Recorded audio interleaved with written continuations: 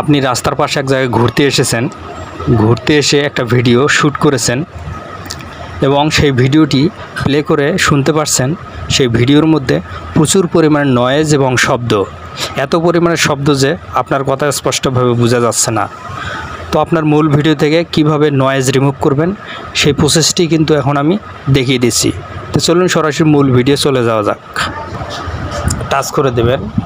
Touch করে দেওয়ার পর আপনি ডান দিকে দেখতে পাবেন যে মাইক্রো একটি আইকন রয়েছে, ইনস্ট্যান্ট ভয়েস। সেই মাইক্রো অপশনে আপনি টাচ করে দেবেন।